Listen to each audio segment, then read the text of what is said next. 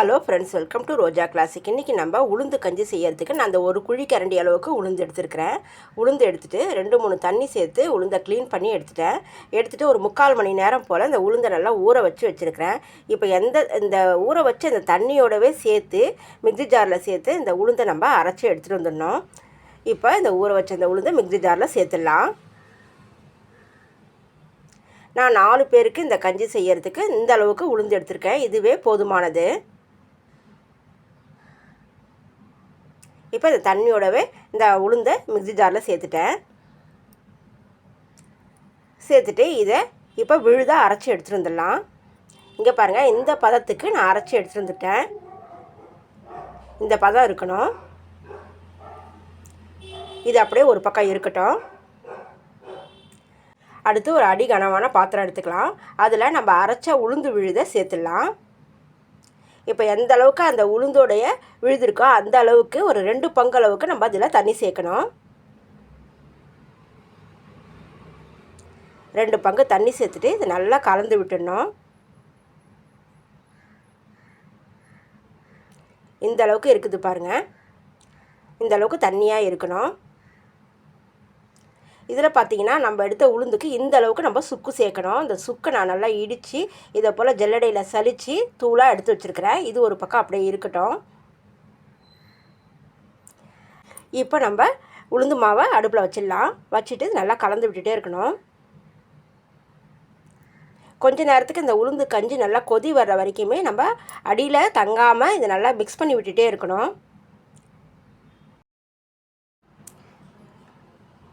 நான் நல்லா ஒரு 2-3 நிமிஷத்துக்கு நான் நல்லா கலந்து விட்டுட்டே இருக்கிறேன். இல்லைனா லேசாக அந்த உளுந்து மாவு பாத்திரத்தில் அடி பிடிச்ச போல் பிடிச்சிக்கும்.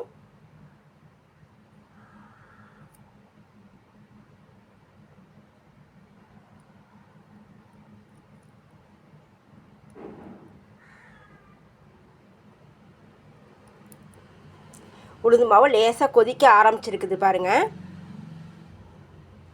இந்த அளவுக்கு கொதி வரும்போது நம்ம ஒரு தடவை கலந்து விட்டுடலாம். இந்த உளுந்தில் கஞ்சி செய்யும்போது நம்ம அதை மூடி போட்டு வேக வைக்கக்கூடாது. ஓப்பனில் தான் நல்லா வேக வைக்கணும். நடுவில் நம்ம அதை கலந்து விட்டுட்டே இருக்கணும்.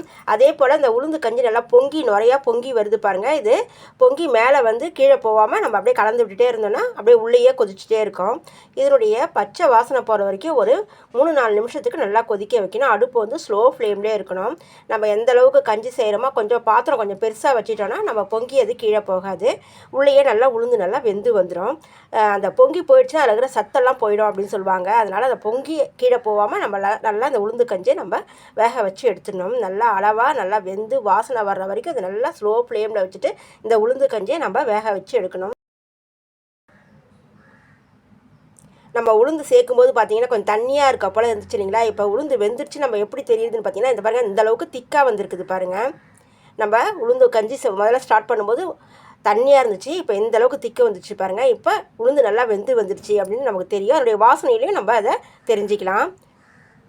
இப்போ இதுக்கு தேவையான அளவுக்கு நான் பனவெல்லம் சேர்த்துருக்கேன். ஒரு 3/4 கப் அளவுக்கு பனவெல்லம் சேர்த்துக்கலாம். இது வந்து சுத்தமான வெல்லன்றதால நான் இதை அப்படியே சேர்த்துக்கிறேன். நான் ஒரு 3/4 கப் அளவுக்கு சேர்த்துட்டு கலந்து விட்டுடலாம். நீங்கள் உங்கள் தேவைக்கு தகுந்த போல் சேர்த்துக்கோங்க. பத்தலைனா நம்ம அப்புறம் சேர்த்து கலந்து விட்டுடலாம். இந்த வெல்லம் பார்த்திங்கன்னா நல்லா கரைஞ்சி வரணும். வெல்லத்தோடைய பச்சை தன்மையும் போகிற வரைக்கும் இது நல்லா கலந்து விடணும். அதனுடைய பச்சை மணம் மாறுற வரைக்கும் நல்லா இதை கலந்து விட்டுடணும்.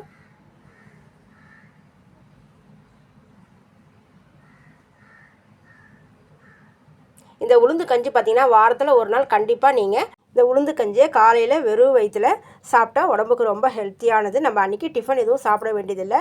இது ஜீரணம் ஆகிறதுக்கு கொஞ்சம் டைம் எடுக்கும். அது மட்டும் இல்லாமல் இடுப்பு வலி இருக்கிற பெரியவங்களாக இருந்தாலும் சரி, சின்ன பிள்ளைங்களுக்காக இருந்தாலும் சரி, இடுப்பு வலிக்குதுன்னு சொல்கிற குழந்தைங்களுக்கு கண்டிப்பாக இந்த உளுந்து கஞ்சியை நீங்கள் செஞ்சு கொடுத்து பாருங்கள், சரியாக போகும். இப்போ நல்லா வெல்லமெல்லாம் நல்லா கரைஞ்சி உளுந்து கஞ்சி ரெடி ஆகிடுச்சு. நல்லா ஒரு வாசனையாக இருக்குது. நீங்கள் விருப்பப்பட்டால் ஏலக்காய் சேர்த்துக்கோங்க. நான் ஏலக்காய் சேர்க்கலை. இப்போ இதை நல்லா கலந்து விட்டாச்சு. இப்போ நம்ம ஸ்டவ்வை ஆஃப் பண்ணிடலாம். ஆஃப் பண்ணிவிட்டு நம்ம சுக்குத்தூளை இதில் சேர்த்துடலாம்.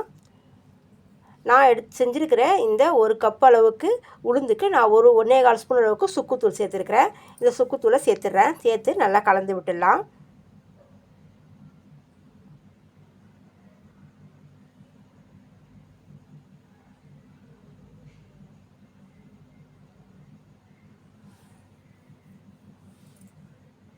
அவ்வளோதாங்க. ரொம்பவே ஹெல்த்தியான கால்சியம் சத்து அதிகமாக இருக்கிற எலும்புக்கு வலுசு இருக்கிற உளுந்து கஞ்சி ரெடி ஆகிடுச்சு.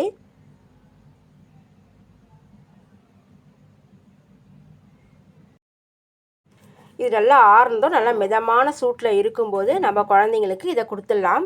என்னோட இந்த செய்முறை எப்படி இருந்ததுன்னு நீங்கள் கமெண்ட்ஸில் சொல்லுங்கள். உங்களுக்கு இந்த வீடியோ பிடிச்சிருந்ததுன்னா லைக் பண்ணுங்கள், ஷேர் பண்ணுங்கள். மறக்காமல் ரோஜா கிளாசிக் சேனலுக்கு சப்ஸ்கிரைப் பண்ணிடுங்க. நம்ம அடுத்த வீடியோவில் பார்க்கலாம். தேங்க்யூ.